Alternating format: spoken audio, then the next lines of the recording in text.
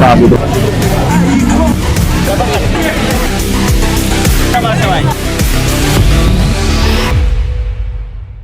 Bonjour, je m'appelle Louis Pascal Nazala, j'ai 15 ans, je suis en classe de 4e. J'ai commencé le rugby depuis 2021 dans le club de la maison de rugby. J'ai eu à faire une sélection pour le tournoi Seine de Vote de Monaco et là je suis en présélection pour les JO. Au début, j'avais ma tante qui faisait du rugby, elles m'ont parlé très souvent, ça m'a plu. Donc voilà ce qui m'a incité à le faire.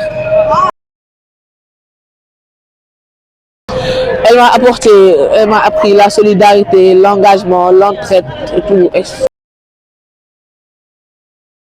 Je leur dis que, parce que très souvent au Sénégal, on dit que le rugby c'est un sport de fou, de malade. Pourtant, ce n'est pas le cas. Quand j'ai commencé à faire le rugby, là-bas j'ai compris que ce n'était pas le cas. Le rugby est un sport de solidarité, d'entraide,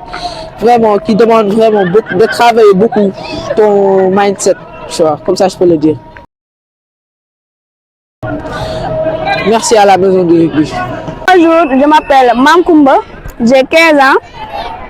J'étudie au CMIO Village en classe de 3e et je suis adhérente à la maison du rugby depuis 2016. Et j'ai été présélectionnée pour les JO 2026.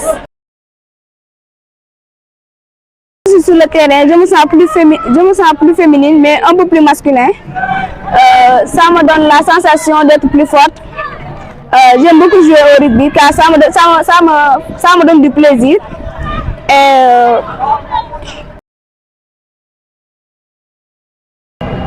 Que ça ne rend pas les filles plus masculines mais plus fortes. Et que les filles ne doivent pas avoir peur de venir jouer au rugby parce que le rugby est un sport comme les autres, comme le basket et autres. Et que le rugby est un sport collectif comme les garçons peuvent jouer comme les filles. Le fait que j'ai été assez bien pour qu'on me présélectionne. Qu'il ne faut pas hésiter, qu'au contraire, ça rend plus fort au lieu de rendre masculin. Et que le rugby nous enseigne beaucoup de valeurs comme le respect, la solidarité et le dépassement de soi. Merci de m'avoir choisi pour transmettre ce message. Ça a été un plaisir de faire ce blog. Je suis Oumar Diop, éducateur à la maison du rugby et entraîneur des filles U18 pour l'équipe nationale. Mon parcours éducateur, j'ai commencé en 2019. J'ai commencé en étant volontaire. Bon, j'ai remplacé mon mentor Lamp Fall. Après, j'ai eu les U18, j'ai eu les U14. Après, j'ai eu les U12, j'ai eu les filles de 16, 14, 18. C'est pas facile, mais on savait très bien que ça n'allait pas être facile en fait.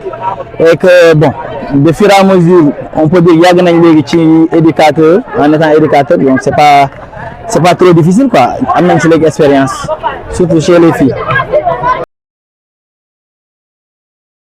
C'est un peu difficile de nous concentrer, mais après de fur et à mesure, de inculquer les noms. Après c'est un âge aussi, moi j'ai un problème de donc c'est pas un problème. Mais disons qu'il y a une amélioration bu baax ak staff Tigres bi nga xam ne tey bëri nañu ñu ngi jàppale xale yi donc on avance. En fait dafa am ay projet yu fédération créé muy Getting Rugby Rising moo ñu permettre tey ñu atteindre objectif bii nii de faire du rugby à l'école di jéem a yor booy école di leen initier après xale yooyu ñooy oo seen yeneen moo leen ñu ñëw donc voilà mën nañu ci projet Rising ak Getting Rugby la ñu amee ak de Bouchard en fait. Bon déjà on peut dire ravitailler équipe nationale senior. Atteindre un niveau sur rugby Afrique, peut-être pourquoi pas jël coupe du monde avec ces filles là parce que dans la formation bi baax na bu ñu amee plus de moyens on peut viser loin donc loolu la. waaw salaamaaleykum Mariama Ba capitaine équipe nationale ancien capitaine équipe nationale joueur en même temps éducatrice au niveau de maison de rugby en même temps coach adjoint coach U20 waaw. Groupe bi ba may ñëw dafa amoon quelques réglages yi si ma fekkoon daanaka xaw naa dindi yenn yi si ñoom objectif bi nag li tax ma dugg si parce que xale yi gis nañ fii âge bi ñu nekk nii day xaw a métti pour ñu jàngale rugby bi surtout âge bi si la ñuy gën a comprendre si aspect rugby bi moo tax ma wax ak Issa ne ma pourquoi pas mënoo ñëw nga encadrer xale yi loolu tax ma ñu encadrer U18 yi malgré day xaw a métti nag parce que am na xale yoo xam ne waaw seen éducation bu beneen éducation yi dafa jaxasoo quoi mais maa ngi gérer ak booy parce que li gën a am importance mooy jox nañ ma cër à ce que ma mën leen encadrer parce que loolu rek dafa neex bon di leen wax ñu jàpp parce que yombul wax dëgg yàlla yombul parce que dañoo fixé woon objectif mooy que à cette U18 bi ñu jéem kaa jël te si ba tey si lancé boobu lañ nekk objectif bi loolu la woon te booy ñu ngi si yaakaar naa ne amul benn yoon bu ñu teggi parce que entraînement yi ñu ngi si jaar yoon ñu ngi concentré ba 100% li ma bëgg ñu ma koy defal tournoi yi ñu ngi koy joué gis ngeen résultat yi ni muy demee mais am na avancement quoi franchement am na avancement aussi di wax ne yokk bi mooy ñoom ñu xam ne li leen xaar du lu yomb quoi parce que nekk U18 dafa xaw a dafa bëri ay qualité yi si nekk te aussi am na ay qualité joueurs yu baax yu si nekk parce que moo leen permettre ñu mën a dem jouer si senior bi moo leen permettre ñu mën a bokk si joueurs yi mooy permettre pour ñu mën a bokk si yeneen si UVB ak yeneen parce que am na ay tournois yu bëri yoo xam ne mi ngi taxaw seen kanam suñu góorgóoree war na si mën a bokk bon si côté boobu moom xaw ma si ragal parce que ñoo naa fekk la ñu nekk si timing bu baax ma jëm leen jàppale à ce que yokku leen xam-xam bi nekk si man te aussi ñun ñu ngi koy déglu ñu ngi koy jëfe quoi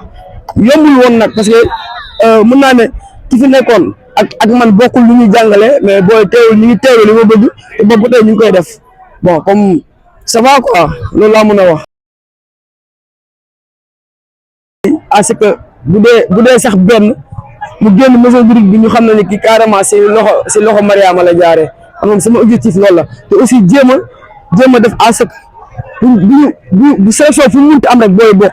parce que man loolu laa bëgg quoi tamit di entraîner rek te booy mu ñu bokk sélection amul sens quoi waaw loolu mooy pour ngeen jàpp si te beneen bi mooy xale yi aussi soxla nañ aide quoi aide bi mooy aussi am loo leen di apporter soit si xam-xam ou si maillot wala si dàll wala si dara ngeen jàppale leen ko quoi parce que ñun fii jaar bëgg ñu xale yi jaar fa loolu laa leen di ñaax yéen ñëpp pour ngeen def ko te gëm naa ne incha allah dina mën a nekk. salaamaaleykum maa ngi tudd Insa Dieye man la responsable sportif maison du rugby maison du rugby nag benn association la bu ñu créé depuis 2009 mu nekk fii si Yoff muy dajale xale yi ñuy def sport bi ñuy wax rugby mais aussi ñu am yeneen volet comme volet bi nga xam ne formation professionnelle xale yi nga xam ne dañoo nekkatul école à partir de 15 ans ñu leen di fayal ay formation professionnelle mu am aussi volet bi ñuy wax éducation éveil bi nga xam ne dañuy def ay cours de musique cours de danse cours de théâtre rek yooyu yëpp ak ay cours de soutien scolaire pour jàppale seen jàng am na aussi volet bi nga xam ne mooy volet social sanitaire boobu mooy lépp lu jëm ci wàllum jàppale xale yi ak seen famille yi mais aussi surtout ci faj beeg goûter bi ñu leen di jox ak yooyu noonu man nag maa ngi gérer li ñuy wax wàllum volet sportif bi mooy fi ñu nekk nii tout ce qui est entraînement de rugby spécialement mais aussi am na projet bu ñuy def bu tudd apprendre à nager pour sauver des vies boobu fondation Princesse Charlène bu Monaco moo ñu koy financé ñu ngi koy def chaque année ak waa fédération sénégalaise de natation et de sauvetage donc loolu la ñuy def ci maison de rugby fii rugby bi nag moom mooy activité phare bi donc comme ni ngeen ko gisee fii ñu nekk ci xale yi di leen entraîner am nañu ay différentes catégories ñu ko commencé ci moins de 8 ans ba ci moins de 18 ans donc ñu am ay éducateurs yoo xam ñoom ñoo leen di jàngal entraînement yi ñu ngi koy def chaque mercredi soir vendredi soir ak samedi soir. waaw am nañu ay réalisation yu bëree bëri yuñ def parce que am na ay arbitre international yu fi génn tey jii ñu ngi au niveau de la France di officier am na aussi ay joueurs international yu bëri ñu commencé ko surtout si suñu catégorie moins de 20 ans bi nga xam ne lu si bëri maison du rugby ak collaboration ak équipe bi ñuy wax Panthère de Yoff bi nga xam ne xale yi bu ñu amee 19 ans foofu la ñuy dem ñoom ñoo leen di fournir quasiment 80% joueurs yi nekk ci sélection yi. donc Jeux olympiques de la jeunesse bi ñuy waajal aussi en 2026 maison du rugby sur 40 athlètes am na ci 21 garçons ak filles ay moins de 18 ans donc ay réalisation yu baax a baax la yoo xam ne vraiment ñu ngi ci di ko defal fédération bi di ko defal club yi nga xam ne ñoom ñoo nekk ci rugby bi. am nañu ay jàppale nag mais jàppale yi quand même li ci dommage mooy lépp ci niveau international lay jóge maanaam fii ci Sénégal amul benn jàppale bu bëri boo xam ne am nañ ko pour maison de rugby parce que bu ñu fàttalikoo ñu ngi nekk ci commune Yoff mais maire Yoff quand même vraiment ñu ngi siy jàpp mais jàpp bi amul solo trop te bu ñu sañoon ñu gën see jàpp parce que xale yëpp Yoff lañ dëkk donc ay doomu Yoff lañ lépp li ñuy def pour ñoom la mais aussi pour seen parents yi la donc ñun aussi dañuy participer vraiment ci épanouissement wu xale yi mais aussi dañuy participer ci lépp li nga xam ne éducation xale yi la surtout parce que dafa am solo trop il faut ñu wax ko mais vraiment parce que am na benn éducateur boo xam ne ñoom ñoo ñu koy fayal muy ñëw di jàngal xale yi cours de soutien scolaire mais loolu benn la ci jàppale yi mais ñun vraiment dañoo bëri activité dañoo bëri demande yoo xam ne dëgg la am na yeneen association yu fi nekk mais quand même li ñuy def depuis 2009 je pense que ñoom reconnaître nañ ko mais quand même jàppale bi des na donc li koy wane déjà mooy terrain bi ñu nekk nga xam ne stade bi suñu ginnaaw amuñu accès pour di si entraîner alors que ñun benn 1 heure de temps rek la ñuy soxla donc 2 heures ou 3 heures de temps par semaine pour jàngal xale yi jàppale leen ñu am ay réalisation am ay réussite ci rugby bi mais aussi surtout ci seen jàng ak ci seen